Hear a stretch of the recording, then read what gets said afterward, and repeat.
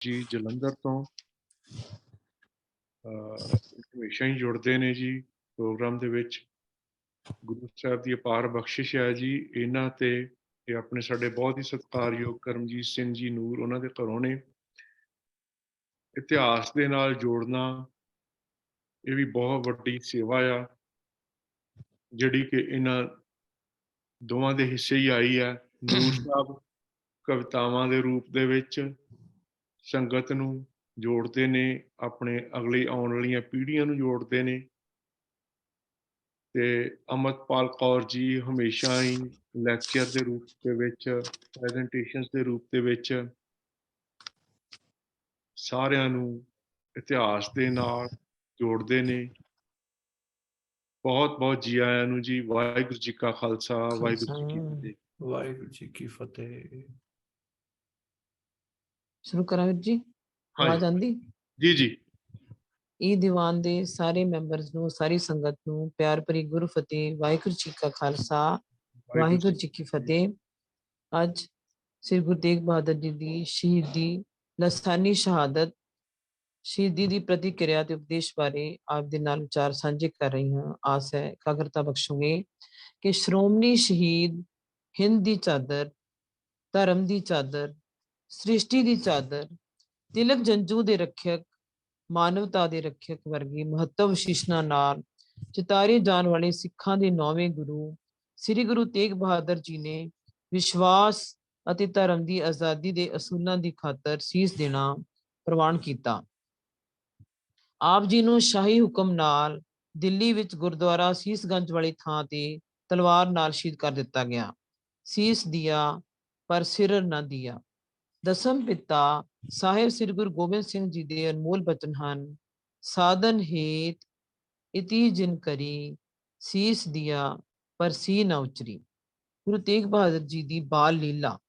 ਪਿਤਾ 6ਵੇਂ ਗੁਰੂ ਹਰਗੋਬਿੰਦ ਸਾਹਿਬ ਜੀ ਕਿਹਾ ਕਰਦੇ ਸਨ ਕਿ ਇਹ ਸੱਚਾ ਸੰਤ, ਧਰਮ ਰੱਖਿਅਕ, ਹਿੰਦਵਾਇਣ ਦਾ ਥੰਮ ਹੋਵੇਗਾ। ਬਚਪਨ ਤੋਂ ਹੀ ਤਿਆਗ ਬਿਰਤੀ ਹੋਣ ਕਰਕੇ ਆਪ ਜੀ ਨੂੰ ਤਿਆਗ ਮਲ ਦੇ ਨਾਂ ਨਾਲ ਜਾਣਿਆ ਜਾਂਦਾ ਹੈ, ਜਿਹੜੇ ਕਿ ਬਾਅਦ ਵਿੱਚ ਕਰਤਾਰਪੁਰ ਦੀ ਜੰਗ ਵਿੱਚ ਤੇਗ ਦੇ ਜੌਹਰ ਦਿਖਾਉਣ ਕਾਰਨ ਤੇਗ ਬਹਾਦਰ ਦੇ ਨਾਂ ਨਾਲ ਪ੍ਰਸਿੱਧ ਹੋਏ। ਕਿਸੇ ਗਰੀਬ ਦੀ ਲੋੜ ਪੂਰੀ ਕਰਨ ਲਈ ਆਪਣੇ ਵਸਤਰ ਉਤਾਰ ਕੇ ਦੇਣ ਤੋਂ ਵੀ ਨਹੀਂ ਸੀ ਝਿਜਕਦੇ। ਤਿਆਗ ਅਤੇ ਬਲੀਦਾਨ ਦੀ ਮੂਰਤ ਕਾਰਨ ਸ਼ਕਤੀ ਐਡੀ ਕਿ ਸੀਸ ਦਿਆ ਪਰ ਸੀ ਨਾ ਉਚਰੀ। ਪ੍ਰਭੂ ਪ੍ਰੇਮ ਵਿੱਚ ਮਗਨ, ਮਸਤ, ਸਿਮਰਨ ਦੇ ਪੁੰਜ, ਮਾਇਕ ਪਦਾਰਥਾਂ ਤੋਂ ਪ੍ਰਾਮ, ਇਕਾਂਤ ਪਸੰਦ। ਜਦ ਕਿ ਉਹਨਾਂ ਨੂੰ ਪ੍ਰਗਟ ਹੋਣ ਲਈ ਕਹਿੰਦਾ ਤਾਂ ਜਵਾਬ ਦਿੰਦੇ ਕਿ ਪ੍ਰਵਿਰਤੀ ਮੇ ਹੈ ਸੁਖ ਨਹੀਂ, ਭਾਵੈ ਬ੍ਰਹਮ ਲੋਕ ਪਾਥੇ ਹੀ। ਮੱਖਣ ਸ਼ਾਹ ਲੁਬਾਣਾ ਟਾਂਡੇ ਪਿੰਡ ਦਾ ਬੰਜਾਰਾ ਸਿੱਖ ਅਮੀਰ ਵਪਾਰੀ ਸੀ। ਗੁਰੂ ਜੀ ਨੇ ਉਸਦਾ ਜਹਾਜ਼ ਬਰੇਤੀ ਵਿੱਚੋਂ ਕੱਢ ਕੇ ਬੰਨੇ ਲਗਾਇਆ ਸੀ। ਮੱਖਣ ਸ਼ਾਹ ਨੇ ਬਾਬੇ ਬਕਾਲੇ ਵਿੱਚ 9ਵੇਂ ਗੁਰੂ ਤੇਗ ਬਹਾਦਰ ਸਾਹਿਬ ਜੀ ਨੂੰ ਪ੍ਰਗਟ ਕੀਤਾ। 26 ਅੱਸੂ ਸੰਮਤ 1721 ਬਿਕਰਮੀ ਨੂੰ ਰਾਜਾ ਦੀਪ ਚੰਦ ਤੋਂ ਮਾਖੋਵਾਲ ਪਿੰਡ ਦੀ ਜ਼ਮੀਨ ਖਰੀਦ ਕੇ ਅਨੰਦਪੁਰ ਨਾਮ ਦਾ ਬਸਾਇਆ।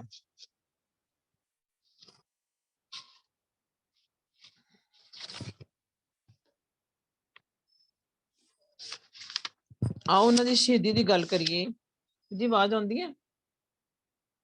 ਆਵਾਜ਼ ਆ ਰਹੀ ਹੈ? ਸ਼ਹਾਦਤ ਅਰਬੀ ਭਾਸ਼ਾ ਦਾ ਸ਼ਬਦ ਹੈ ਜਿਸ ਦਾ ਅਰਥ ਹੈ ਗਵਾਹੀ। ਸ਼ਹੀਦ ਤੋਂ ਭਾਵ ਹੈ ਅਜਿਹਾ ਕੰਮ ਕਰਨ ਵਾਲਾ ਜਿਸ ਦੀ ਲੋਕ ਸਾਖੀ ਦੇਣ। ਸ਼ਹੀਦੀ ਸਾਕਾ ਸਿੱਖ ਜੀਵਨ ਹੈ। ਸ਼ਹੀਦੀ ਦੀ ਗਾਥਾ ਦਾ ਆਰੰਭ ਤਾਂ ਗੁਰੂ ਨਾਨਕ ਦੇਵ ਜੀ ਦੇ ਅਨਮੋਲ ਬੋਲ ਹੀ ਕਰਦੇ ਹਨ। ਜੋ ਤੋ ਪ੍ਰੇਮ ਖਿਲਨ ਕਾ ਚਾਓ, ਸਿਰ ਧਰ ਤਲੀ ਗਲੀ ਮੇਰੀ ਆਓ। ਇਤ ਮਾਰਗ ਪੈਰ ਤਰੀਜੈ, ਸਿਰ ਦੀਜੈ ਕਾਣ ਨਾ ਕੀਜੇ। ਭਾਵ ਜੇ ਪ੍ਰੇਮ ਖਿਲਣ ਦਾ ਚਾਅ ਹੈ ਤਾਂ ਮੌਤ ਦੀ ਪਰਵਾਹ ਕੀਤੇ ਬਿਨਾਂ ਸੀਸ ਤਲੀ ਤੇ ਧਰ ਕੇ ਨਿਡਰ ਹੋ ਕੇ ਪ੍ਰੇਮ ਦੀ ਗਲੀ ਵਿੱਚ ਆਉਣਾ ਚਾਹੀਦਾ ਹੈ। ਸਿੱਖ ਇਤਿਹਾਸ ਦੇ ਪੱਤਰੇ ਸ਼ਹੀਦਾਂ ਦੇ ਖੂਨ ਨਾਲ ਸ਼ਿੰਗਾਰੇ ਹੋਏ ਹਨ। ਪਹਿਲੀ ਪਾਤਸ਼ਾਹੀ ਤੋਂ 10ਵੀਂ ਪਾਤਸ਼ਾਹੀ ਤੱਕ ਦਲੇਰੀ ਨਾਲ ਸੱਚ ਕਹਿਣ ਅਤੇ ਇਸ ਤੋਂ ਕੁਰਬਾਨ ਹੋਣ ਲਈ ਜੂਝਦੇ ਰਹਿਣ ਦੀ ਪ੍ਰੇਰਨਾ ਦਾ ਪ੍ਰਵਾਹ ਨਿਰੰਤਰ ਜਾਰੀ ਰਿਹਾ। ਸ਼ਹੀਦਾਂ ਦੇ ਸਿਰਤਾਜ, ਸ਼ਾਂਤੀ ਦੇ ਪੁੰਜ ਧੰਨ ਗੁਰੂ ਅਰਜਨ ਦੇਵ ਜੀ ਨੇ ਤਤੀ ਤਵੀ ਤੇ ਬੈਠ ਤਤੀ ਰੇਤ ਸਿਰ ਵਿੱਚ ਪਵਾ ਕੇ ਗੁਰਮਤ ਵਿੱਚ ਸ਼ਹਾਦਤ ਦਾ ਪਹਿਲਾ ਜਾਮ ਪੀਤਾ। ਗੁਰੂ ਜੀ ਦੇ ਸਾਹਮਣੇ ਮੁਰਦਾ ਕੌਮ ਵਿੱਚ ਬਲਵਾਨ ਤੇ ਨਰੋਈ ਰੂਹ ਫੂਕਣ ਦੀ ਇੱਛਾ ਸੀ। ਉਹਨਾਂ ਨੇ ਤਾਂ ਇੱਕ ਨਿਡਰ, ਨਿਰਭੈ ਅਤੇ ਬਹਾਦਰ ਕੌਮ ਦੀ ਨੀਂਹ ਰੱਖਣੀ ਸੀ। ਗੁਰੂ ਅਰਜਨ ਦੇਵ ਜੀ ਦੀ ਸ਼ਹਾਦਤ ਤੋਂ ਬਾਅਦ ਨਾਨਕ ਨਾਮ ਲੇਵਾ ਸੰਗਤਾਂ ਵਿੱਚੋਂ ਹੌਲੀ ਹੌਲੀ ਮੌਤ ਦਾ ਡਰ ਖਤਮ ਹੁੰਦਾ ਗਿਆ। ਗੁਰੂਆਂ, ਪੀਰਾਂ, ਫਕੀਰਾਂ, ਸੰਤਾਂ ਤੇ ਭਗਤਾਂ ਦੀ ਬਾਣੀ ਵਿੱਚ ਨਵੇਂ-ਨਵੇਂ ਉਪਦੇਸ਼ ਆਉਣੇ ਸ਼ੁਰੂ ਹੋ ਗਏ। ਦੱਬੀ ਕੁਚਲੀ ਕੌਮ ਨੂੰ ਹਿਲਾਉਣਾ ਦੇਣ ਲਈ ਗੁਰੂ ਸਾਹਿਬਾਨ ਨੇ ਮਹੱਤਵਪੂਰਨ ਉਪਦੇਸ਼ ਦਿੱਤਾ। ਜੇ ਜੀਵੈ ਪਤ ਲੱਥੀ ਜਾਏ, ਸਭ ਹਰਾਮ ਜੇਤਾ ਕਿਛ ਖਾਏ। ਸਿੱਖ ਇਤਿਹਾਸ ਅੰਦਰ ਗੁਰੂ ਤੇਗ ਬਹਾਦਰ ਜੀ ਦੀ ਸ਼ਹੀਦੀ ਲਾਸਾਨੀ ਅਤੇ ਨਿਰਾਲੀ ਅਤੇ ਅਲੌਕਿਕ ਹੈ। ਉਹਨਾਂ ਨੇ ਤਾਂ ਇੱਕ ਨਿਡਰ, ਨਿਰਭੈ ਅਤੇ ਬਹਾਦਰ ਕੌਮ ਦੀ ਨੀਂਹ ਰੱਖਣੀ ਸੀ। ਗੁਰੂ ਤੇਗ ਬਹਾਦਰ ਸਾਹਿਬ ਭਾਈ ਦਿਆਲਾ ਜੀ, ਭਾਈ ਮਤੀ ਦਾਸ ਤੇ ਭਾਈ ਸਤੀ ਦਾਸ ਦੀ ਸੀਸ ਭੇਟਾ ਕਰਨ ਲਈ ਦਿੱਲੀ ਪਹੁੰਚੇ ਸਨ ਅਤੇ ਸੀਸ ਭੇਟ ਕਰਕੇ ਗੁਰੂ ਨਾਨਕ ਸਾਹਿਬ ਦੇ ਸਿਰ ਤਰ ਤਲੀ ਗਲੀ ਮੇਰੀ ਆਓ ਦੇ ਮਾਰਗ ਨੂੰ ਆਪ ਜੀ ਕੇ ਤੇ ਜੀਵਨ ਦੇ ਕੇ ਗੁਰੂ ਤੇਗ ਬਹਾਦਰ ਸਾਹਿਬ ਨੇ ਪ੍ਰਗਟਾਇਆ। ਪ੍ਰਗਟ ਪਏ ਗੁਰੂ ਤੇਗ ਬਹਾਦਰ, ਸਗਲ ਸ੍ਰਿਸ਼ਟ ਪੈ ਢਾਪੀ ਚਾਦਰ। ਸ੍ਰੀ ਗੁਰੂ ਤੇਗ ਬਹਾਦਰ ਨਿਰੀ ਹਿੰਦ ਦੀ ਚਾਦਰੀ ਨਹੀਂ, ਸਗੋਂ ਸਮੁੱਚੀ ਮਾਨਵਤਾ ਦਾ ਨੰਗੇਜ ਢੱਕਣ ਵਾਲੀ ਪੂਜਨਯੋਗ ਸ਼ਖਸੀਅਤ ਹਨ। ਸਿੱਖ ਇਤਿਹਾਸ ਅੰਦਰ ਗੁਰੂ ਤੇਗ ਬਹਾਦਰ ਜੀ ਦੀ ਲਾਸਾਨੀ ਸ਼ਹਾਦਤ ਅਲੌਕਿਕ ਹੈ। ਸਾਰੀ ਦੁਨੀਆ ਦੇ ਇਤਿਹਾਸ ਵਿੱਚ ਇੱਕ ਵੀ ਅਜਿਹੀ ਮਿਸਾਲ ਨਹੀਂ ਮਿਲਦੀ ਕਿ ਕਿਸੇ ਧਰਮ ਦੇ ਆਗੂ ਨੇ ਦੂਜੇ ਧਰਮ ਦੇ ਲੋਕਾਂ ਦੀ ਧਾਰਮਿਕ ਆਜ਼ਾਦੀ ਨੂੰ ਕਾਇਮ ਰੱਖਣ ਲਈ ਆਪਣੇ ਸੀਸ ਦਾ ਬਲੀਦਾਨ ਦਿੱਤਾ ਹੋਵੇ। ਗੁਰੂ ਤੇਗ ਬਹਾਦਰ ਸਾਹਿਬ ਨੇ ਉਸ ਤਿਲਕ ਜੰਜੂ ਦੀ ਰਾਖੀ ਲਈ ਆਪਣਾ ਸੀਸ ਕਟਾਇਆ ਸੀ, ਜਿਸ ਵਿੱਚ ਉਹਨਾਂ ਦੀ ਨਾ ਤਾਂ ਕੋਈ ਸ਼ਰਧਾ ਸੀ ਅਤੇ ਨਾ ਹੀ ਉਹ ਦੂਜਿਆਂ ਨੂੰ ਅਜਿਹੇ ਕਰਮ ਕਾਂਡਾਂ ਵਿੱਚ ਫਸੇ ਵੇਖਣਾ ਚਾਹੁੰਦੇ ਸਨ। ਸਗੋਂ ਉਹ ਤਾਂ ਆਪਣੇ ਪ੍ਰਚਾਰ ਰਾਹੀਂ ਲੋਕਾਂ ਨੂੰ ਅਜਿਹੇ ਭਰਮ ਭੁਲੇਖਿਆਂ ਦੀ ਜਿਲਣ ਵਿੱਚੋਂ ਕੱਢ ਰਹੇ ਸਨ। ਇਸ ਤੋਂ ਵੀ ਵੱਧ ਇਸ ਨਿਰਾਲੇ ਸਾਕੇ ਦੀ ਵਿਸ਼ੇਸ਼ਤਾ ਇਹ ਹੈ ਕਿ ਗੁਰੂ ਸਾਹਿਬ ਆਪਣਾ ਸਿਰ ਦੇਣ ਖਾਤਰ ਆਪ ਚੱਲ ਕੇ ਆਪਣੇ ਕਾਤਲ ਕੋਲ ਗਏ। ਇੱਕ ਅਨੋਖਾ ਹੀ ਖੇਲ ਸੀ। ਹੁਣ ਸਵਾਲ ਇਹ ਉੱਠਦਾ ਹੈ ਕਿ ਜਿਸ ਤਿਲਕ ਜੰਜੂ ਦੇ ਧਰਮ ਅਪਣਾਉਣ ਤੋਂ ਗੁਰੂ ਨਾਨਕ ਸਾਹਿਬ ਨੇ ਨਾ ਕਰ ਦਿੱਤੀ ਸੀ, ਉਸੇ ਹਿੰਦੂ ਧਰਮ ਦੇ ਨਾਲ ਨੌਵੇਂ ਜਾਮੇ ਵਿੱਚ ਇੰਨਾ ਸਨੇਹ ਕਿੱਥੋਂ ਜਾਗ ਪਿਆ। ਸੱਚਾਈ ਤਾਂ ਇਹ ਹੈ ਕਿ ਸਿੱਖ ਸਰਬੱਤ ਦਾ ਭਲਾ ਮੰਗਣ ਵਾਲਾ ਧਰਮ ਹੈ। ਆਪਣੇ ਤੇ ਪਰਾਏ ਦੇ ਹੱਕਾਂ ਦੀ ਰਾਖੀ ਕਰਨਾ ਇਸ ਦਾ ਆਦਰਸ਼ ਹੈ। ਗੁਰੂ ਨਾਨਕ ਦਾ ਘਰ ਮੁੱਢ ਤੋਂ ਹੀ ਨਿਆਸਰੇ ਦਾ ਆਸਰਾ, ਨਿਤਾਣੇ ਦਾ ਤਾਣ ਅਤੇ ਆਜ਼ਾਦੀ ਦਾ ਰਾਖਾ ਰਿਹਾ ਹੈ। ਸਿੱਖੀ ਜੀਵਨ ਜਾਚ ਸਦਾ ਹੀ ਅਣਖ, ਗੈਰਤ ਅਤੇ ਸਵੈਮਾਨ ਵਾਲੀ ਰਹੀ ਹੈ। ਇਸ ਵਿੱਚ ਸਭ ਜੀ ਸੁਖ ਸ਼ਾਂਤੀ ਤੇ ਸਵੈਮਾਨ ਨਾਲ ਜਿਉਂਦੇ ਹਨ। ਕੋਈ ਕਿਸੇ ਨੂੰ ਡਰਾਉਂਦਾ ਨਹੀਂ ਅਤੇ ਨਾ ਹੀ ਕਿਸੇ ਤੋਂ ਡਰਦਾ ਹੈ। ਸ਼ਰਨ ਆਏ ਦੀ ਬਾਹ ਫੜਨੀ ਖਾਲਸੇ ਦਾ ਧਰਮ ਹੈ। ਬਾਹ ਜਿਨ੍ਹਾਂ ਦੀ ਪਕੜੀਏ, ਸਿਰ ਦੀਜੇ ਬਾਹੇ ਨਾ ਛੋੜੀਏ। ਤੇਗ ਬਹਾਦਰ ਬੋਲਿਆ, ਧਰ ਪਈਏ ਧਰਮ ਨਾ ਛੋੜੀਏ। ਸਿੱਖੀ ਆਦਰਸ਼ ਅਨੁਸਾਰ ਕਿਸੇ ਨੂੰ ਉਸਦਾ ਧਰਮ ਛੱਡ ਕੇ ਹੋਰ ਧਰਮ ਧਾਰਨ ਕਰਨ ਲਈ ਮਜਬੂਰ ਕਰਨਾ ਧੱਕਾ ਹੈ, ਬੇਇਨਸਾਫੀ ਹੈ ਅਤੇ ਰੱਬ ਦੀਆਂ ਨਜ਼ਰਾਂ ਵਿੱਚ ਪਾਪ ਹੈ।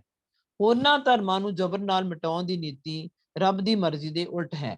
ਗੁਰੂ ਸਾਹਿਬ ਨੇ ਔਰੰਗਜ਼ੇਬ ਦੀ ਭਾਰਤ ਨੂੰ ਦਾਰੁਲ ਇਸਲਾਮ ਬਣਾਉਣ ਦੀ ਜਨੂਨੀ ਬੁੱਤ ਪ੍ਰਸਤੀ ਦੇ ਖਿਲਾਫ ਸ਼ਹਾਦਤ ਦਿੱਤੀ। ਆਪ ਨੇ ਸ਼ਹਾਦਤ ਇਸ ਲਈ ਕਬੂਲੀ ਕਿ ਧਰਮ ਦੀ ਆਜ਼ਾਦੀ ਕਾਇਮ ਰਹਿ ਸਕੇ। ਉਹ ਧਰਮ ਹਿੰਦੂ ਦਾ ਵੀ ਹੋ ਸਕਦਾ ਹੈ ਤੇ ਮੁਸਲਿਮ ਦਾ ਵੀ, ਈਸਾਈ ਦਾ ਵੀ ਹੋ ਸਕਦਾ ਹੈ ਤੇ ਯਹੂਦੀ ਦਾ ਵੀ। ਗੁਰੂ ਤੇਗ ਬਹਾਦਰ ਦੀ ਸਾਹਿਬ ਦੀ ਸ਼ਹਾਦਤ ਦਾ ਮੰਤਵ ਤਲਵਾਰ ਦੇ ਜ਼ੋਰ ਨਾਲ ਮਿਟਾਏ ਜਾ ਰਹੇ ਧਰਮ ਨੂੰ ਮਿਟ ਜਾਣ ਤੋਂ ਬਚਾਉਣਾ ਸੀ ਅਤੇ ਸਦੀਆਂ ਤੋਂ ਲਤਾੜੇ ਜਾ ਰਹੇ ਲੋਕਾਂ ਨੂੰ ਸਵੈਮਾਨ ਭਰੀ ਜੀਵਨ ਜਾਂਚ ਸਿਖਾਉਣਾ ਸੀ। ਫਿਰ ਸੁਣਨਾ ਜੀ ਕਿ ਸ਼ਹਾਦਤ ਦਾ ਮੰਤਵ, ਗੁਰੂ ਤੇਗ ਬਹਾਦਰ ਸਾਹਿਬ ਦੀ ਸ਼ਹਾਦਤ ਦਾ ਮੰਤਵ ਤਲਵਾਰ ਦੇ ਜ਼ੋਰ ਨਾਲ ਮਿਟਾਏ ਜਾ ਰਹੇ ਧਰਮ ਨੂੰ ਮਿਟ ਜਾਣ ਤੋਂ ਬਚਾਉਣਾ ਸੀ ਅਤੇ ਸਦੀਆਂ ਤੋਂ ਲਤਾੜੇ ਜਾ ਰਹੇ ਲੋਕਾਂ ਨੂੰ ਸਵੈਮਾਨ ਭਰੀ ਜੀਵਨ ਜਾਂਚ ਸਿਖਾਉਣਾ ਸੀ। ਇਸੇ ਮੰਤਵ ਲਈ ਕਸ਼ਮੀਰੀ ਪੰਡਤਾਂ ਦੀ ਫਰਿਆਦ ਸੁਣ ਕੇ ਆਪ ਨੇ ਦਿੱਲੀ ਜਾ ਕੇ ਕੁਰਬਾਨੀ ਦਿੱਤੀ ਸੀ। ਜੇ ਅਜਿਹਾ ਜ਼ੁਲਮ ਮੁਸਲਮਾਨਾਂ ਉੱਪਰ ਹੋ ਰਿਹਾ ਹੁੰਦਾ ਤਾਂ ਵੀ ਨੌਵੇਂ ਪਾਤਸ਼ਾਹ ਜੀ ਨੇ ਸ਼ਹਾਦਤ ਦੇਣੋਂ ਸੰਕੋਚ ਨਹੀਂ ਸੀ ਕਰਨਾ। ਦੁਖੀਆਂ ਦੀ ਬਾਹ ਫੜਨਾ ਅਤੇ ਨਿਆਸਰਿਆਂ ਦਾ ਆਸਰਾ ਬਣਨਾ ਗੁਰੂ ਘਰ ਦਾ ਆਦਰਸ਼ ਹੈ। ਇਹੀ ਵਿਲੱਖਣਤਾ ਹੈ ਗੁਰੂ ਤੇਗ ਬਹਾਦਰ ਜੀ ਮਹਾਰਾਜ ਦੀ ਸ਼ਹਾਦਤ ਦੀ। ਜਿਸ ਮਤ ਨੂੰ ਉਹ ਨਹੀਂ ਸੀ ਮੰਨਦੇ, ਉਹਨਾਂ ਦੇ ਹੱਕਾਂ ਦੀ ਰਾਖੀ ਲਈ ਆਪਣੇ ਪਵਿੱਤਰ ਸਰੀਰ ਦੀ ਕੁਰਬਾਨੀ ਦੇਣ ਤੋਂ ਗੁਰੇਜ਼ ਨਾ ਕੀਤਾ। ਇਸੇ ਸੰਬੰਧ ਵਿੱਚ ਗੁਰੂ ਗੋਬਿੰਦ ਸਿੰਘ ਜੀ ਨੇ ਫਰਮਾਇਆ ਹੈ, ਤੇਗ ਬਹਾਦਰ ਸੀਖ ਰਿਹਾ ਕਰੀ ਨਾ ਕਿਨਹੂ ਆਨ। ਆਪ ਜੀ ਐਸੀ ਪਵਿੱਤਰ ਸ਼ਖਸੀਅਤ ਹਨ ਜਿਨ੍ਹਾਂ ਦੀ ਜੀਵਨੀ, ਸੋਚ, ਪ੍ਰਚਾਰ ਅਤੇ ਵਿਸ਼ੇਸ਼ ਕਰਕੇ ਸ਼ਹਾਦਤ ਹੋਰ ਮਹਾਨ ਸ਼ਹੀਦਾਂ ਨਾਲੋਂ ਨਿਰਾਲੀ, ਨਿਵੇਕਲੀ ਅਤੇ ਅਦਭੁਤ ਹੈ। ਨੌਵੇਂ ਪਾਤਸ਼ਾਹ ਦਾ ਇਹ ਫੈਸਲਾ ਹੈ ਕਿ ਨਾ ਕਿਸੇ ਨੂੰ ਡਰ ਪਉ ਦੇਣਾ ਹੈ ਅਤੇ ਨਾ ਹੀ ਕਿਸੇ ਦਾ ਡਰ ਪਉ ਮੰਨਣਾ ਹੈ। ਪੈ ਕਾਹੂ ਕੋ ਦੇਤਨੇ ਨੈ ਪੈਮਾਨਤਾ। ਆਪ ਜੀ ਨੇ ਭਾਰਤੀਆਂ ਨੂੰ ਇਹ ਸੰਦੇਸ਼ ਦਿੱਤਾ ਕਿ ਉਸ ਹਾਕਮ ਦੇ ਧਰਮ ਦੇ ਦਾਸ ਨਾ ਬਣਨ ਅਤੇ ਆਪਣੀ ਹੋਂਦ ਤੇ ਹਸਤੀ ਨੂੰ ਬਣਾਈ ਰੱਖਣ।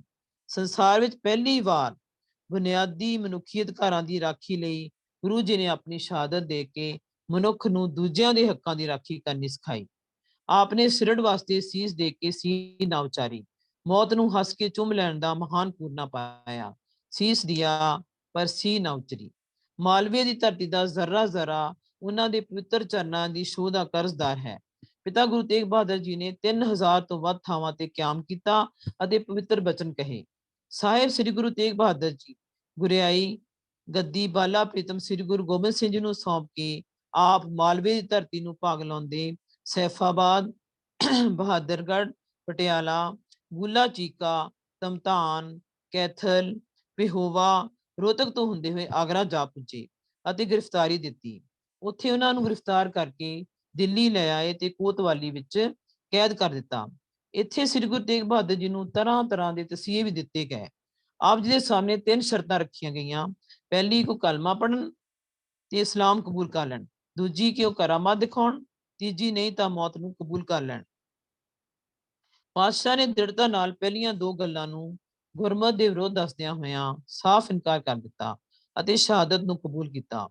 ਔਰੰਗਜ਼ੇਬ ਦੇ ਕਰਾਮਾਤ ਦਿਖਾਉਣ ਬਾਰੇ ਕਹਿਣ ਉੱਤੇ ਆਪ ਨੇ ਕਿਹਾ ਕਿ ਮੇਰੀ ਕਰਾਮਾਤ ਇਹੀ ਹੋਵੇਗੀ ਕਿ ਤੁਹਾਡੀ ਤੇਗ ਮੇਰੇ ਸੀਸ ਤੇ ਚੱਲੇਗੀ, ਪਰ ਇਹ ਕੱਟਿਆ ਨਹੀਂ ਜਾਏਗਾ। ਇਸ ਤੋਂ ਉਹਨਾਂ ਦਾ ਭਾਵ ਸੀ ਕਿ ਤੇਰੀ ਤਲਵਾਰ ਮੇਰੇ ਸਥੂਲ ਸਰੀਰ ਨੂੰ ਤਾਂ ਕੱਟ ਸਕੇਗੀ, ਪਰ ਮੇਰੇ ਸੂਖਮ ਸਰੀਰ ਭਾਵ ਸਾਬਤ ਖਿਆਲ ਨੂੰ ਮਿਟਾ ਨਹੀਂ ਸਕੇਗੀ। ਖਾਲਸਾ ਪੰਥ ਦੇ ਖਿਆਲ ਤੇ ਅਮਲ ਵਿੱਚ ਮੇਰੀ ਸਾਬਤੀ ਸਦੀਵ ਕਾਲ ਤੱਕ ਕਾਇਮ ਰਹੇਗੀ। ਗੁਰੂ ਤੇਗ ਬਹਾਦਰ ਜੀ ਨੇ ਆਪਣੀ ਸ਼ਹੀਦੀ ਰਾਹੀਂ ਗੁਰੂ ਨਾਨਕ ਦੇਵ ਜੀ ਦੇ ਦੈਵੀ ਅੰਸ਼ਾਂ, ਕੋਮਲਤਾ, ਜ਼ੁਰਤ ਅਤੇ ਦੈਵੀ ਜਲਾਲ ਦਾ ਪ੍ਰਗਟਾਵਾ ਕੀਤਾ। ਗੁਰੂ ਜੀ ਨੇ ਕਮਾਲ ਦੀ ਇੱਛਾ ਸ਼ਕਤੀ ਦਾ ਪ੍ਰਗਟਾਵਾ ਕੀਤਾ, ਜੋ ਝੁਕਣ ਲਈ ਤਿਆਰ ਨਹੀਂ, ਟੁੱਟ ਭਾਵੇਂ ਜਾਏ। ਗੁਰੂ ਜੀ ਨੇ ਕਿਸੇ ਖਾਸ ਧਰਮ ਲਈ ਸ਼ਹੀਦੀ ਨਹੀਂ ਦਿੱਤੀ, ਸਗੋਂ ਉਹਨਾਂ ਨੇ ਮੁਸਲਮਾਨਾਂ, ਬੋਧੀਆਂ, ਈਸਾਈਆਂ ਅਤੇ ਹਿੰਦੂ ਧਰਮ ਦੀਆਂ ਦੈਵੀ ਕੀਮਤਾਂ ਨੂੰ ਡੂੰਘਾਈ ਪ੍ਰਦਾਨ ਕੀਤੀ। ਉਹਨਾਂ ਨੇ ਇਸਲਾਮ ਦੇ ਪੂਰਨ ਰਾਹਾਂ ਨੂੰ ਬਚਾਇਆ ਤੇ ਇਸਲਾਮ ਵਿੱਚ ਪੈਦਾ ਹੋ ਚੁੱਕੀਆਂ ਕਾਨੂੰਨੀ, ਦੰਭੀ, ਤ੍ਰਿਸ਼ਨਾਵੀ ਤੇ ਘਟੀਆ ਪ੍ਰਵਿਰਤੀਆਂ ਨੂੰ ਠੱਲ ਪਾਈ। ਇਸ ਤਰ੍ਹਾਂ ਗੁਰੂ ਜੀ ਨੇ ਨਵੇਂ ਤੀਸਰੇ ਮਾਰਗ ਦੀ ਅਟਲਤਾ ਨੂੰ ਪ੍ਰਤੱਖ ਕੀਤਾ। ਨੌਵੇਂ ਪਾਤਸ਼ਾਹ ਨੇ ਮਨੁੱਖਤਾ ਲਈ ਅਗਿਣਤ ਪਰਉਪਕਾਰ ਕੀਤੇ ਹਨ। ਆਪ ਜੀ ਦੇ 59 ਸ਼ਬਦ ਅਤੇ 57 ਸ਼ਲੋਕ ਉਚਾਰਨ ਕੀਤੇ ਹਨ, ਜੋ ਕਿ ਸ੍ਰੀ ਗੁਰੂ ਗ੍ਰੰਥ ਸਾਹਿਬ ਵਿੱਚ ਅੰਕਿਤ ਹਨ। ਆਪ ਜੀ ਦੀ ਸ਼ਹੀਦੀ ਨੇ ਧਰਮ, ਸਮਾਜ ਅਤੇ ਕੌਮ ਨੂੰ ਜਾਗਰਤ ਕੀਤਾ ਅਤੇ ਆਮ ਲੋਕਾਂ ਲਈ ਆਦਰਸ਼ ਸਥਾਪਿਤ ਕੀਤਾ। ਨਵਾਂ ਜੀਵਨ, ਨਵਾਂ ਰੰਗ ਅਤੇ ਨਵਾਂ ਮੋੜ ਦਿੱਤਾ। ਸ਼ਹੀਦ ਦੀ ਸ਼ਹਾਦਤ ਮਨਾਈ ਜਾਂਦੀ ਹੈ ਸ਼ਰਧਾ ਦੇ ਫੁੱਲ ਭੇਂਟ ਕਰਕੇ ਅਤੇ ਨਵੇਂ ਸਿਰੋਂ ਪ੍ਰਣ ਕਰਕੇ ਕਿ ਸ਼ਹੀਦੀ ਦੇ ਮੰਤਵ ਅਤੇ ਉਸ ਦੀ ਸਪਿਰਿਟ ਨੂੰ ਸਦਾ ਸੁਰਜੀਤ ਰੱਖਿਆ ਜਾਏਗਾ। ਗੁਰੂ ਤੇਗ ਬਹਾਦਰ ਜੀ ਦੀ ਅਲੌਕਿਕ ਸ਼ਹੀਦੀ ਬਾਰੇ ਸਰਦਾਰ ਪ੍ਰੀਤਮ ਸਿੰਘ ਜੀ ਕਾਸਤ ਦੀ ਕਲਮ ਇਉਂ ਲਿਖਦੀ ਹੈ: ਟੇਪੇ ਲਹੂ ਦੇ ਜਦ ਗਿਰੇ ਸਤਿਗੁਰ ਦੇ ਜਿਸਮ ਚੋਂ, ਟੇਪੇ ਲਹੂ ਦੇ ਜਦ ਗਿਰੇ ਸਤਿਗੁਰ ਦੇ ਜਿਸਮ ਚੋਂ, ਪ੍ਰਿਥਵੀ ਪੁਕਾਰੀ ਇਸ਼ਕ ਦਾ ਮੈਖਾਨਾ ਖੁੱਲ ਗਿਆ, ਚੋਏ ਸ਼ਮਾ ਦੀ ਅੱਖ ਚੋਂ ਜਜ਼ਬੇ ਤਤ ਪਤੰਗੇ ਦੇ, ਦੁਸ਼ਟਾਂ ਨੇ ਸਮਝਿਆ ਸ਼ਮਾ ਦਾ ਨੂਰ ਢਲ ਗਿਆ, ਖਲਕਤ ਉਦਾਸ ਇਸ ਤਰ੍ਹਾਂ ਬਿਆਸ ਸੀ ਖੜੀ, ਮਾਨੋ ਉਹਨਾਂ ਦੇ ਜਿਸਮ ਦਾ ਹਰ ਸਾਸ ਜਲ ਗਿਆ। ਉਹਨਾਂ ਨੂੰ ਕੀ ਪਤਾ ਸੀ ਕਿ ਪੋਤਾ ਸ਼ਹੀਦ ਦਾ ਦੇ ਕੇ ਸ਼ਹੀਦੀ ਹਿੰਦ ਦਾ ਨਕਸ਼ਾ ਬਦਲ ਗਿਆ, ਕਿ ਪੋਤਾ ਸ਼ਹੀਦ ਦਾ ਦੇ ਕੇ ਸ਼ਹੀਦੀ ਹਿੰਦ ਦਾ ਨਕਸ਼ਾ ਬਦਲ ਗਿਆ। ਸੋ ਗੁਰੂ ਤੇਗ ਬਹਾਦਰ ਜੀ ਉਹਨਾਂ ਦੀ ਸ਼ਹਾਦਤ ਨੇ ਉਸ ਸਮੇਂ ਦੇ ਮਜ਼ਲੂਮਾਂ, ਨਿਤਾਣਿਆਂ, ਨਿਓਟਿਆਂ ਅਤੇ ਨਿਮਾਣਿਆਂ ਦੇ ਹਿਰਦੇ ਵਿੱਚ ਇੱਕ ਨਵੀਂ ਰੂਹ ਫੂਕ ਦਿੱਤੀ। ਸ਼ਹਾਦਤ ਨੇ ਸਿਰਫ ਸਿੱਖ ਇਤਿਹਾਸ ਨੂੰ ਹੀ ਨਵਾਂ ਮੋੜ ਨਹੀਂ ਦਿੱਤਾ, ਸਗੋਂ ਪੂਰੇ ਵਿਸ਼ਵ ਨੂੰ ਹੱਕ, ਸੱਚ, ਇਨਸਾਫ ਅਤੇ ਧਰਮ ਲਈ ਮਰ ਮਿਟਣ ਦਾ ਜਜ਼ਬਾ ਪ੍ਰਦਾਨ ਕੀਤਾ। ਆਪ ਜੀ ਦੀ ਕੁਰਬਾਨੀ ਨਾ ਸਿਰਫ ਸਮਕਾਲੀਨ ਬਲਕਿ ਆਉਣ ਵਾਲੀਆਂ ਪੀੜ੍ਹੀਆਂ ਲਈ ਵੀ ਪ੍ਰੇਰਨਾ ਸਰੋਤ ਬਣੀ। ਗੁਰੂ ਤੇਗ ਬਹਾਦਰ ਦੀ ਸ਼ਹੀਦੀ ਦੇ ਨਾਲ ਹਿੰਦ ਦਾ ਨਕਸ਼ਾ ਤਾਂ ਬਦਲ ਹੀ ਗਿਆ। ਹਿੰਦੂ ਧਰਮ ਦੀ ਬੁੱਝ ਰਹੀ ਜੋਤੀ ਨੂੰ ਆਪ ਨੇ ਜਿਗਰ ਦਾ ਖੂਨ ਪਾ ਕੇ ਬਾਲਿਆ, ਧਰਮ ਦੀ ਡੁੱਬਦੀ ਬੇੜੀ ਨੂੰ ਆਪਣੇ ਲਹੂ ਨਾਲ ਬਚਾਇਆ। ਸ਼ਹੀਦੀ ਲਈ ਦਿੱਲੀ ਜਾਣ ਤੋਂ ਪਹਿਲਾਂ ਆਪ ਜੀ ਨੇ ਪੁੱਤਰ ਵਿਜੋਗ ਵਿੱਚ ਵਿਆਕੁਲ ਹੋਈ ਮਾਤਾ ਨਾਨਕੀ ਜੀ ਨੂੰ, ਗੁਰੂ ਮਹਿਲ ਮਾਤਾ ਗੁਜਰੀ ਜੀ ਅਤੇ ਸਾਰੇ ਕੁਟੁੰਬ ਨੂੰ ਆਪਣੀ ਸੱਚੀ ਬਾਣੀ ਤੇ ਆਤਮਿਕ ਸ਼ਕਤੀ ਨਾਲ ਬ੍ਰਹਮ ਗਿਆਨ ਦ੍ਰਿੜ ਕਰਵਾ ਦਿੱਤਾ, ਜਿਸ ਤੋਂ ਉਹਨਾਂ ਨੇ ਇਹ ਨਿਸ਼ਚੈ ਜਾਣ ਲਿਆ ਕਿ ਸਰੀਰਾਂ ਦਾ ਸੰਬੰਧ ਠੀਕ ਇਉਂ ਹੈ ਜਿਉਂ ਨਦੀ ਦੇ ਪ੍ਰਵਾਹ ਨਾਲ ਕਿਣਕੇ ਅਤੇ ਰਾਤਰੀ ਨੂੰ ਬ੍ਰਿਸ਼ ਵਿੱਚ ਪੰਛੀ ਇਕੱਠੇ ਹੋ ਕੇ ਵਿਛੜਦੇ ਰਹਿੰਦੇ ਹਨ। ਆਪਣੀ ਵਾਸਨਾ ਅਨੁਸਾਰ ਸੰਬੰਧੀਆਂ ਦਾ ਵਿਛੜਨਾ ਮਿਲਣ ਹੁੰਦਾ ਹੈ। ਸੰਜੋਗ ਵਿਜੋਗ ਦੋਏ ਕਰ ਚਲਾਵੇ, ਲੇਖੇ ਆਵੇ ਭਾਗ। ਇਸੇ ਪ੍ਰਕਾਰ ਆਪ ਜੀ ਨੇ ਕਿਹਾ ਕਿ ਪਵਿੱਤਰ ਖੂਨ ਦੇ ਕਤਰੇ ਤੂਫਾਨ ਬਣਨਗੇ ਅਤੇ ਡੁੱਲਿਆ ਸ਼ਹੀਦ ਪਿਤਾ ਦਾ ਲਹੂ ਜਾਇਆ ਨਹੀਂ ਜਾਏਗਾ। ਸਦੀਆਂ ਤੋਂ ਸੁੱਤੀ ਅਣਖ ਜਾਗ ਪਈ। ਕਿਵੇਂ ਦੋ ਅਧਖੜੇ ਫੁੱਲ ਸਰਹੰਦ ਦੀਆਂ ਦੀਵਾਰਾਂ ਵਿੱਚ ਚਿਣੇ ਗਏ ਅਤੇ ਦੋ ਸ਼ੇਰ ਲਾਲ ਦੁਸ਼ਮਣ ਦੀਆਂ ਲਾਸ਼ਾਂ ਦੇ ਢੇਰ ਤੇ ਚਮਕੌਰ ਅੰਦਰ ਸੌਂ ਗਏ। ਗੁਰੂ ਹਰਗੋਬਿੰਦ ਸਾਹਿਬ ਦੇ ਲਖਤੇ ਜਿਗਰ ਨੌਵੇਂ ਪਾਤਸ਼ਾਹ ਨੇ ਕੱਖਾਂ ਵਾਂਗੂ ਰੁਲ ਰਹੀ ਗਰੀਬ ਦੀ ਪੱਤ ਨੂੰ ਬਚਾਇਆ ਅਤੇ ਹਰ ਗਰੀਬ ਨੂੰ ਸ਼ਾਹ ਮਨਸੂਰ ਅਤੇ ਔਰੰਗਜ਼ੇਬ ਦਾ ਸੁਪਨਾ ਕਿ ਹਿੰਦੂਵਤਾ ਮਰ ਜਾਵੇ। ਗੁਰੂ ਨੌਵੇਂ ਪਾਤਸ਼ਾਹ ਨੇ ਸਾਨੂੰ ਜੀਣ ਦਾ ਢੰਗ ਦੱਸਿਆ। ਪ੍ਰੀਤਮ ਸਿੰਘ ਕਾਸਦ ਆਪਣੀ ਕਵਿਤਾ 'ਚ ਲਿਖਦੇ ਹਨ ਕਿ ਹਿੰਦੂ ਧਰਮ ਦੀ ਬੁਝ ਰਹੀ ਜੋਤੀ ਸ਼ਹੀਦ ਸ਼ਾਹ, ਹਿੰਦੂ ਧਰਮ ਦੀ ਬੁਝ ਰਹੀ ਜੋਤੀ ਸ਼ਹੀਦ ਸ਼ਾਹ ਆਪਣੇ ਜਿਗਰ ਦਾ ਖੂਨ ਪਾ ਪਾ ਬਾਲਦਾ ਗਿਆ। ਜ਼ੁਲਮਤ ਦੇ ਹਰ ਤੂਫਾਨ ਤੋਂ ਜਜ਼ਬਾ ਸ਼ਹੀਦ ਦਾ ਬੇੜੀ ਵਤਨ ਦੀ ਸਾਂਭ ਕੇ ਨਿਕਾਲਦਾ ਗਿਆ। ਅੱਜ 21ਵੀਂ ਸਦੀ ਦੇ ਸੰਦਰਭ ਵਿੱਚ ਇਸ ਸ਼ਹਾਦਤ ਦੀ ਮਹੱਤਤਾ ਹੋਰ ਵੀ ਦ੍ਰਿੜ ਹੋ ਜਾਂਦੀ ਹੈ, ਕਿਉਂਕਿ ਅੱਜ ਸਾਡਾ ਸਮਾਜ ਭਾਸ਼ਾ ਤੇ ਧਰਮ ਦੇ ਨਾਂ ਤੇ ਅਣਗਿਣਤ ਹਿੱਸਿਆਂ 'ਚ ਵੰਡਿਆ ਹੋਇਆ ਹੈ। ਗੁਰੂ ਜੀ ਦੀ ਲਾਸਾਨੀ ਸ਼ਹਾਦਤ ਦੀ ਰੋਸ਼ਨੀ ਹੀ ਇਹਨਾਂ ਕੱਟੜਤਾ ਦੇ ਨਸ਼ੇ ਵਿੱਚ ਅੰਨੇ ਹੋਏ ਹਿੰਸਾਵਾਦੀਆਂ ਨੂੰ ਚਾਨਣ ਦੀ ਕਿਰਨ ਪ੍ਰਦਾਨ ਕਰ ਸਕਦੀ ਹੈ। ਉਸ ਮਹਾਨ ਸ਼ਹੀਦ ਨੂੰ ਸਾਡੀ ਸੱਚੀ ਸ਼ਰਧਾਂਜਲੀ ਇਹ ਹੋਏਗੀ ਕਿ ਅਸੀਂ ਮਨੁੱਖ ਦੇ ਬਣਾਏ ਧਰਮ ਤੋਂ ਉੱਪਰ ਉੱਠ ਕੇ ਸਰਵ ਸਾਂਝੇ ਧਰਮ ਅਰਥਾਤ ਮਾਨਵਤਾ, ਅਹਿੰਸਾ, ਦਇਆ, ਅਮਰ ਅਤੇ ਅਖੰਡਤਾ ਦੇ ਰਸਤੇ ਉੱਪਰ ਕਦਮ ਧਰੀਏ। ਗੁਰੂ ਤੇਗ ਬਹਾਦਰ ਸਾਹਿਬ ਦੇ ਬਾਣੀ ਰੂਪੀ ਉਪਦੇਸ਼। ਸ੍ਰੀ ਗੁਰੂ ਗ੍ਰੰਥ ਸਾਹਿਬ ਜੀ ਵਿੱਚ ਜਿੰਨਾ ਬਾਣੀਕਾਰਾਂ ਦੀ ਬਾਣੀ ਸੰਕਲਿਤ ਹੈ, ਉਹਨਾਂ ਵਿੱਚ ਗੁਰੂ ਤੇਗ ਬਹਾਦਰ ਜੀ ਮਹਾਨ ਬਾਣੀਕਾਰ ਹਨ।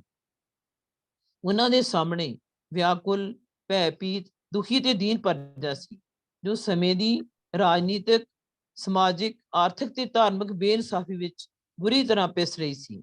ਰਾਜਨੀਤਿਕ ਤੌਰ ਤੇ ਸਮਕਾਲੀ ਸਮੇਂ ਵਿੱਚ ਮੁਗਲ ਹਕੂਮਤ ਦੀ ਬੇਲਗਾਮ ਰਾਜ ਸ਼ਕਤੀ, ਜੋ ਨਿਰਦਈ ਅਤੇ ਕੱਟੜਪੰਥੀ ਔਰੰਗਜ਼ੇਬ ਦੇ ਦੌਰ ਵਿੱਚ ਜ਼ਬਰ ਅਤੇ ਜ਼ੁਲਮ ਢਾਉਂਦੀ ਸਾਰੇ ਹਿੰਦੁਸਤਾਨ ਨੂੰ ਦਾਰੁਲ ਇਸਲਾਮ ਬਣਾਉਣ ਲਈ, ਭਾਵ ਇਸਲਾਮ ਵਿੱਚ ਲਿਆਉਣ ਲਈ ਜ਼ਬਰੀ ਅਤੇ ਸਮੂਹ ਧਰਮ ਬਦਲੀ ਵਾਸਤੇ ਤਵੱਸਬੀ ਤੇ ਹਿੰਸਕ ਨੀਤੀ ਦੀ ਅਮਲਦਾਰੀ ਵਿੱਚ ਸੀ।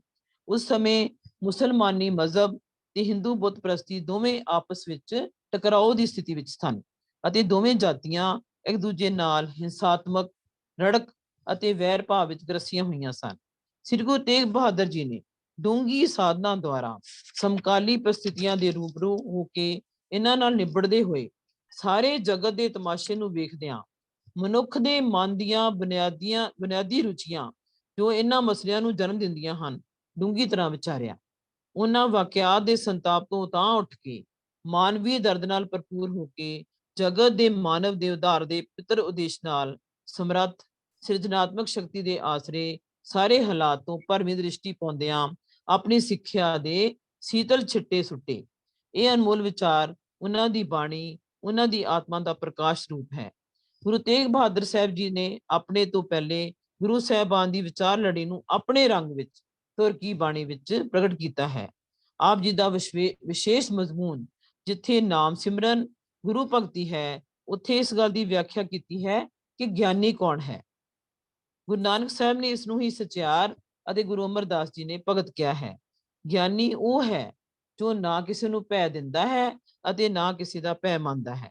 ਭੈ ਕਾਹੂ ਕੋ ਦੇਤ ਨੈ ਭੈ ਮਾਨਤ ਆਨ, ਜੋ ਦੁੱਖ ਸੁੱਖ ਨੂੰ ਇੱਕ ਸਮਾਨ ਕਰਕੇ ਜਾਣਦਾ ਹੈ।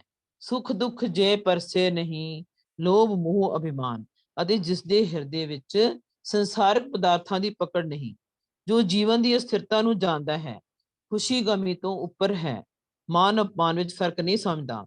ਆਪ ਜੀ ਦੀ ਰਚਨਾ ਵਿੱਚ ਉਚੇਰੇ ਆਦਰਸ਼ਾਂ ਦੀ ਪ੍ਰਾਪਤੀ ਲਈ ਅਤੇ ਗਿਆਨੀ ਪਦ ਤੇ ਪਹੁੰਚਣ ਲਈ ਵਿਰਾਗ ਨੂੰ ਪ੍ਰਧਾਨਤਾ ਦਿੱਤੀ ਗਈ ਹੈ। ਸਰਵ ਵਿਆਪਕ ਤੇ ਭਗਤ ਵਛਲ ਨੌਵੇਂ ਨਾਨਕ ਜੀ ਦੇ ਉਪਦੇਸ਼ ਬਾਣੀ ਰਾਹੀਂ ਸਾਨੂੰ ਗਵਾਹੀ ਦਿੰਦੇ ਹਨ ਕਿ ਇਹ ਰਚਨਾ ਪਰਮਾਤਮਾ ਦੀ ਬਣਾਈ ਹੈ ਅਤੇ ਸਭ ਵਿੱਚ ਉਹ ਆਪ ਵਸ ਰਿਹਾ ਹੈ। ਕਾਹੇ ਰੇ ਬਨ ਖੋਜਨ ਜਾਈ, ਸਰਬ ਨਿਵਾਸੀ ਸਦਾ ਅਲੇਪਾ, ਤੂੰ ਹੀ ਸੰਗ ਸਮਾਈ। ਜਿਵੇਂ ਫੁੱਲ ਅਤੇ ਸੁਗੰਧੀ ਨੂੰ ਵੱਖ ਨਹੀਂ ਕੀਤਾ ਜਾ ਸਕਦਾ, ਇਸੇ ਤਰ੍ਹਾਂ ਹਰੀ ਪ੍ਰਭੂ ਦਾ ਨਿਵਾਸ ਹਿਰਦੇ ਵਿੱਚ ਹੁੰਦਾ ਹੈ। ਮਨੁੱਖਾ ਜੀਵਨ ਦਾ ਮਨੋਰਥ। ਗੁਰੂ ਸਾਹਿਬ ਮਨੁੱਖ ਦੇ ਇਸੇ ਜਨਮ ਨੂੰ ਹੀ ਵਾਹਿਗੁਰੂ ਦੇ ਮਿਲਾਪ ਦਾ ਅਵਸਰ ਦੱਸਦੇ ਹਨ। ਫਿਰਤ ਬਹੁਤੇ ਜੁਗ ਹਾਰਿਓ ਮਾਨਸ ਦੇ ਲਈ ਨਾਨਕ ਕਹਿਤ ਮਿਲਨ ਕੀ ਬਰੀਆ ਸਿਮਰਤ ਕਹਾ ਨਹੀਂ। ਸਿਮਰਨ ਵਿਹੂਣੇ ਜੀਵਨ ਨੂੰ ਸਾਹਿਬਾਂ ਨੇ ਨਿਫਲ ਦੱਸਿਆ ਹੈ। ਗੁਣ ਗੋਬਿੰਦ ਗਾਇਓ ਨਹੀਂ ਜਨਮ ਅਕਾਰਤ ਕੀਨ। ਜਗਤ ਦੀ ਰਚਨਾ ਬਾਰੇ ਗੁਰੂ ਸਾਹਿਬ ਇਸ ਤਰ੍ਹਾਂ ਗਵਾਹੀ ਦਿੰਦੇ ਹਨ ਕਿ ਜਿਵੇਂ ਬਾਲੂ ਕੀ ਭੀਤ ਭਾਵ ਰੇਤ ਦੀ ਕੰਧ ਟਿਕ ਨਹੀਂ ਸਕਦੀ, ਇਸ ਤਰ੍ਹਾਂ ਦੀ ਹੀ ਹੈ ਜਗਤ ਰਚਨਾ।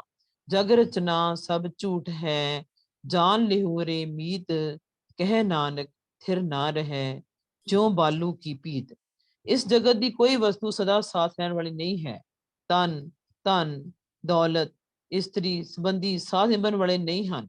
ਤਾਂ ਤੇ ਇਹਨਾਂ ਸਭਨਾਂ ਅੰਦਰ ਲਿਪਤ ਹੋਣ ਦੀ ਬਜਾਏ ਇਹਨਾਂ ਬਖਸ਼ਾਂ ਦੇਣ ਵਾਲੇ ਦੇ ਅਹਿਸਾਨਾਂ ਨੂੰ ਸਮਝਣਾ ਅਤੇ ਗੁਣਾਂ ਨੂੰ ਗਾਉਣਾ ਚਾਹੀਦਾ ਹੈ। ਨਾਨਕ ਹਰ ਗੁਣ ਗਾਏ ਲੈ ਛਾੜ ਸਗਲ ਜੰਜਾਲ। ਗੁਰੂ ਸਾਹਿਬ ਗਵਾਹੀ ਦਿੰਦੇ ਹਨ ਕਿ ਸੱਚਾ ਅਤੇ ਸਦੀਵੀ ਸੁੱਖ ਕੇਵਲ ਸੁੱਖਾਂ ਦੇ ਦਾਤੇ ਦੇ ਜੁੜਨ ਨਾਲ ਹੀ ਮਿਲਦਾ ਹੈ। ਰੱਬ ਦੀ ਰਜ਼ਾ ਮੰਨਣ ਵਿੱਚ ਹੀ ਸੁੱਖ ਹੈ। ਜੋ ਸੁਖ ਕੋ ਚਾਹੇ ਸਦਾ ਸਰਨ ਰਾਮ ਕੀ ਲੈ।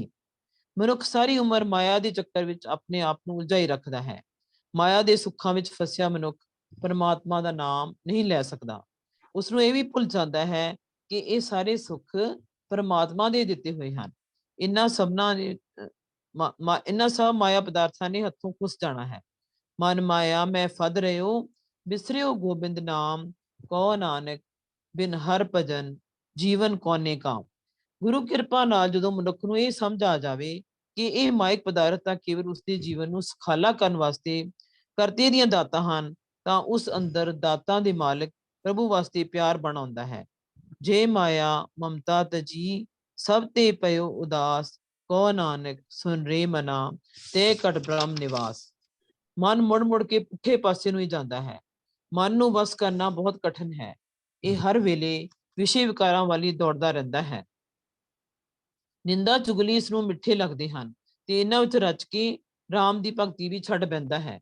ਮਨ ਰੇ ਕੌਣ ਕੁਮਤੈ ਲੀਨੀ, ਪਰਦਾਰਾ ਨਿੰਦਿਆ ਰਸ ਰਚਿਓ, ਰਾਮ ਭਗਤ ਨੈ ਕੀਨੀ। ਮਨ ਨੂੰ ਸਿੱਧੇ ਰਾਹ ਪਾ ਕੇ ਇਸ ਭਵਜਲ ਤੋਂ ਕੱਢਣ ਲਈ ਪ੍ਰਭੂ ਦੇ ਗੁਣ ਗਾਉਣੇ ਹੀ ਇੱਕੋ ਇੱਕ ਸਾਧਨ ਹੈ। ਨਾਨਕ ਭੌਜਲ ਪਾਰ ਪਰੈ, ਜੋ ਗਾਵੇ ਪ੍ਰਭ ਕੇ ਗੀਤ। ਜਿਹੜੇ ਨਾਮ ਸਿਮਰਨ ਨਹੀਂ ਕਰਦੇ ਜਨਮ ਮਰਨ ਦੇ ਗੇੜ ਵਿੱਚ ਫਸੇ ਰਹਿੰਦੇ ਹਨ। ਇਸ ਜਮ ਫੰਦ ਦੇ ਡਰ ਤੋਂ ਮੁਕਤੀ ਲਈ ਸਤਿਗੁਰੂ ਰਾਹ ਦਿਖਾਉਂਦੇ ਹਨ ਕਿ ਜਿਹੜਾ ਹਰੀ ਦੀ ਸ਼ਰਨ ਪੈ ਕੇ ਹਰੀ ਦਾ ਨਾਮ ਆਪਣੇ ਹਿਰਦੇ 'ਚ ਵਸਾ ਲੈਂਦਾ ਹੈ, ਉਹੀ ਜਮ ਦੇ ਡਰ ਸਹਿਮ ਤੋਂ ਬਚ ਸਕਦਾ ਹੈ। ਧਰਮ ਦੇ ਸਹੀ ਰਸਤੇ ਚੱਲਣ ਅਤੇ ਧਰਮ ਦੇ ਨਾਮ ਤੇ ਭੇਖ ਬਣਾਉਣ ਲਈ ਹੋਰ ਕਈ ਕਿਸਮ ਦੇ ਪਖੰਡ ਕਰਨ ਵਿੱਚ ਬਹੁਤ ਫਰਕ ਹੈ। ਦੁਨੀਆ ਵਿੱਚ ਐਸੇ ਲੋਕਾਂ ਦੀ ਕਮੀ ਨਹੀਂ ਜਿਨ੍ਹਾਂ ਨੇ ਆਪਣੇ ਪੇਟ ਪਾਲਣ ਹਿੱਤ ਕਈ ਕਿਸਮ ਦੇ ਭੇਖ ਬਣਾ ਰੱਖੇ ਹਨ।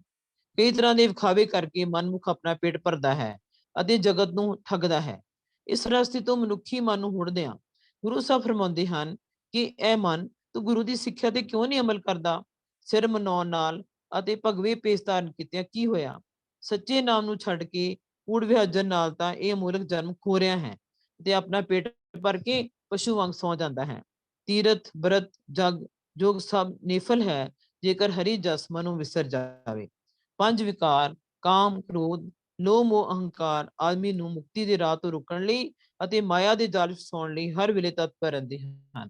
ਕਾਮ, ਕ੍ਰੋਧ, ਮੋਹ ਬਸ ਪ੍ਰਾਣੀ ਹਰ ਮੂਰਤ ਬਿਸਰਾਈ। ਜਿਸ ਵੇਲੇ ਇਨਸਾਨ ਇਹਨਾਂ ਦਾ ਸਾਥ ਛੱਡ ਕੇ ਗੁਰੂ ਸ਼ਰਨ ਜਾਂ ਗੁਰੂ ਦੀ ਸੰਗਤ ਵਿੱਚ ਆਉਂਦਾ ਹੈ ਤਾਂ ਉਸਦੀ ਜਮਾਂ ਦੀ ਫਾਂਸੀ ਕੱਟੀ ਜਾਂਦੀ ਹੈ। ਭਾਵ ਮੌਤ ਦਾ ਡਰ ਦੂਰ ਹੋ ਜਾਂਦਾ ਹੈ ਅਤੇ ਜਨਮ ਮਰਨ ਦੇ ਗੇੜ ਤੋਂ ਮੁਕਤ ਹੋ ਜਾਂਦਾ ਹੈ। ਮਾਨ ਮੋਹ ਦੋਨੋਂ ਕੋ ਪਰਹਰ, ਗੋਬਿੰਦ ਕੇ ਗੁਣ ਗਾਵੇ, ਕਉ ਨਾਨਕ ਇਹ ਬਿਦ ਕੋ ਪ੍ਰਾਨੀ, ਜੀਵਨ ਮੁਕਤ ਕਹਾਵੇ। ਸ੍ਰੀ ਗੁਰੂ ਤੇਗ ਬਹਾਦਰ ਜੀ ਨੇ ਪੁਰਾਤਨ ਵਿਚਾਰਧਾਰਾ ਦਾ ਜ਼ਿਕਰ ਕੀਤਾ ਹੈ ਕਿ ਕਨਕ ਤੇ ਕਾਮਨੀ ਭਾਵ ਸੋਨਾ ਤੇ ਇਸਤਰੀ ਜੀਵਨ ਦੀਆਂ ਸਭ ਸਮੱਸਿਆ ਦੀ ਜੜ ਹੈ। ਗੁਰੂ ਸਾਹਿਬ ਨੇ ਅਸਾਧ ਸੰਕਟ, ਭਿਆਨਕ ਤੇ ਗੁੰਝਲਦਾਰ ਵੰਗਾਰ ਪ੍ਰਵਾਨ ਕਰਕੇ ਇਸ ਦੇ ਟਾਕਰੇ ਲਈ ਉਭਾਰਨ ਦੀ ਪ੍ਰੇਰਨਾ ਦਿੱਤੀ ਹੈ। ਗੁਰੂ ਦੀ ਸ਼ਰਨ ਪੈਣ ਲਈ ਆਤਮ ਸਮਰਪਣ ਜ਼ਰੂਰੀ ਹੈ। ਇਹ ਬੜੀ ਕਾਲ ਮੰਗਦਾ ਹੈ। ਗੁਰੂ ਸਾਹਿਬ ਦੀ ਬਾਣੀ ਦਾ ਮੁੱਖ ਸਾਰ ਹੈ ਵਿਰਾਗ ਭਾਵ ਦਾ ਪ੍ਰਗਟਾਓ। ਇਹ ਵਿਰਾਗ ਗੁਰੂ ਦੇ ਚਰਨਾਂ ਦੀ ਪ੍ਰੀਤ ਪੈਦਾ ਕਰਕੇ ਹਿਰਦੇ ਵਿੱਚ ਅਨੁਰਾਗ ਜਗਾਉਂਦਾ ਹੈ ਅਤੇ ਪ੍ਰੇਮ ਪੈਦਾ ਕਰਦਾ ਹੈ। ਗੁਰੂ ਸਾਹਿਬ ਸੰਸਾਰ ਦੀ ਅਸਲੀਅਤ ਪ੍ਰਤੱਖ ਕਰਕੇ ਸਾਡੇ ਸਾਖ ਤੇ ਰਿਸ਼ਤੇਦਾਰੀਆਂ ਅਤੇ ਦੋਸਤਾਂ ਦੀ ਅਸਥਿਰਤਾ ਤੇ ਨਾਸ਼ਮਾਨਤਾ ਨੂੰ ਮੁੱਖ ਰੱਖਦਿਆਂ ਇਹਨਾਂ ਦੇ ਤਿਆਗ ਲਈ ਨਹੀਂ ਕਹਿੰਦੇ। ਉਹ ਤਾਂ ਵਨਾਂ ਜਾਂ ਪਹਾੜਾਂ ਦੀਆਂ ਕੰਦਰਾਂ ਵਿੱਚ ਜਾਣ ਵਾਲੇ ਤਿਆਗੀਆਂ ਨੂੰ ਸਮਝਾਉਂਦੇ ਹਨ ਕਿ ਲੋੜ ਸੰਸਾਰ ਪਦਾਰਥਾਂ ਤੇ ਰਿਸ਼ਤਿਆਂ ਦੇ ਤਿਆਗ ਦੀ ਨਹੀਂ, ਬਲਕਿ ਇਹਨਾਂ ਦੀ ਪਕੜ ਤੋਂ ਉੱਤੇ ਉੱਠ ਕੇ ਸਰਬ ਨਿਵਾਸੀ ਜੋ ਸਾਡੇ ਅੰਦਰ ਵਸ ਰਿਹਾ ਹੈ ਅਤੇ ਜੀਵਨ ਦਾ ਅਸਲੀ ਮਾਰਗਦਰਸ਼ਕ ਹੈ ਦੀ ਪਛਾਣ ਹੈ।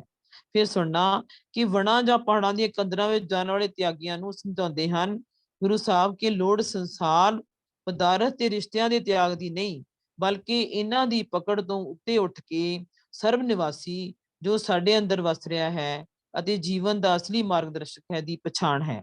5 ਪ੍ਰਸ਼ਨ ਹਨ ਕਿ ਕਿਹੜਾ ਉਪਾਅ ਕੀਤਾ ਜਾਵੇ, ਕਿਸ ਧਰਮ ਉੱਤੇ ਚੱਲਿਆ ਜਾਵੇ, ਕਿਸ ਗੁਰੂ ਕੋਲੋਂ ਕਿਹੜਾ ਨਾਮ ਲੈ ਕੇ ਸਿਮਰਿਆ ਜਾਵੇ, ਕਿਸ ਤਰ੍ਹਾਂ ਮੌਤ ਦਾ ਡਰ ਮਿਟ ਜਾਵੇ ਅਤੇ ਸੰਸਾਰ ਰੂਪੀ ਭਵ ਸਾਗਰ ਤੋਂ ਪਰ ਉਤਾਰਾ ਕਿਵੇਂ ਹੋਵੇ। ਉੱਤਰ ਦਿੰਦਿਆਂ ਗੁਰੂ ਸਾਹਿਬ ਦੱਸਦੇ ਹਨ ਕਿ ਪਰਮਾਤਮਾ ਦਾ ਇੱਕ ਨਾਮ ਹੀ ਐਸਾ ਨਾਮ ਹੈ ਜਿਸ ਦੇ ਸਿਮਰਨ ਨਾਲ ਗਤੀ ਹੋਣੀ ਹੈ। ਕੋਈ ਹੋਰ ਧਰਮ ਜਾਂ ਕਰਮ ਇਸ ਦੇ ਬਰਾਬਰ ਨਹੀਂ। ਨਾਮ ਜਪਣਾ ਹੀ ਸਭ ਤੋਂ ਉੱਤਮ ਕਰਮ, ਵਿਦਿਆ ਤੇ ਧਰਮ ਹੈ। ਵਾਹਿਗੁਰੂ ਦੇ ਗੁਣਾਂ ਤੇ ਸਿਫਤਾਂ ਨੂੰ ਸਿਮਰਦਿਆਂ ਤੇ ਤਰਦਿਆਂ ਉਹਨਾਂ ਗੁਣਾਂ ਦੀ ਪ੍ਰਤੀਤੀ ਕਰਕੇ ਸੁਰਤ ਤੇ ਆਤਮਿਕ ਅਨੁਭਵ ਦੁਆਰਾ ਪਛਾਣ ਕੇ ਜੀਵਨ ਦੇ ਅਮਲ ਵਿੱਚ ਲਿਆਉਣਾ ਹੈ।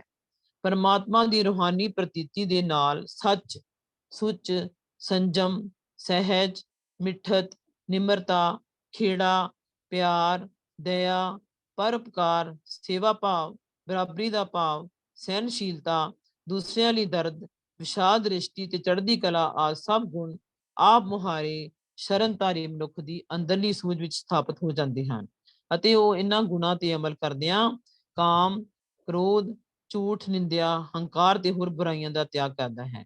ਮਾਇਆ, ਮਮਤਾ, ਤਨ ਤੇ ਭਾਗੀ ਉਪਜਿਓ ਨਿਰਮਲ ਗਿਆਨ। ਗੁਰੂ ਸਾਹਿਬ ਦੀ ਸਿੱਖਿਆ ਕੇਵਲ ਇਹ ਨਹੀਂ ਸਿਖਾਉਂਦੀ ਕਿ ਬਦੀ ਬੁਰਾਈ ਤੋਂ ਬਚਣਾ ਕਿਵੇਂ ਹੈ, ਇਹ ਵੀ ਸਿਖਾਉਂਦੀ ਹੈ ਕਿ ਬਦੀ ਦਾ ਤੇ ਪਾਪ ਦਾ ਟਾਕਰਾ ਕਰਕੇ ਇਸ ਉੱਤੇ ਕਾਬੂ ਕਿਵੇਂ ਪਾਉਣਾ ਹੈ। ਆਪਣੇ ਪ੍ਰਭੂ ਪ੍ਰੇਮ ਦੇ ਵਿਸ਼ਵਾਸ ਦੀ ਪਰਖ ਤੇ ਪ੍ਰੀਖਿਆ ਵਾਸਤੇ ਨਿਰਭੈ ਹੋ ਕੇ ਕੁਰਬਾਨੀ ਲਈ ਤਤਪਰ ਰਹਿਣਾ ਇੱਕ ਲਾਜ਼ਮੀ ਫਰਜ਼ ਬਣ ਜਾਂਦਾ ਹੈ। ਸੋ ਗੁਰੂ ਸੰਗਤ ਜੀ, ਗੁਰੂ ਸਾਹਿਬ ਦੀ ਜੀਵਨ ਸਿੱਖਿਆ ਸਰਬ ਸਾਂਝੀ ਹੋ ਕੇ ਸਾਰੇ ਸੰਸਾਰ ਲਈ, ਸਭ ਲੋਕਾਂ ਲਈ ਤੇ ਸਭ ਸਮਿਆਂ ਵਾਸਤੇ ਸਰਬੱਤ ਲਈ ਕਲਿਆਣਕਾਰੀ ਹੈ। ਇਤਨੀ ਸੇਵਾ ਪ੍ਰਵਾਨ ਕਰਨੀ, ਭੁੱਲਾਂ ਚੁੱਕਾਂ ਦੀ ਮਾਫੀ ਦੇਣੀ। ਵਾਹਿਗੁਰੂ ਜੀ ਕਾ ਖਾਲਸਾ, ਵਾਹਿਗੁਰੂ ਜੀ ਕੀ ਫਤਿਹ ਜੀ। ਬੋਲੇ ਸੋ ਨਿਹਾਲ। ਸਤਿ ਸ੍ਰੀ ਅਕਾਲ। ਬਹੁਤ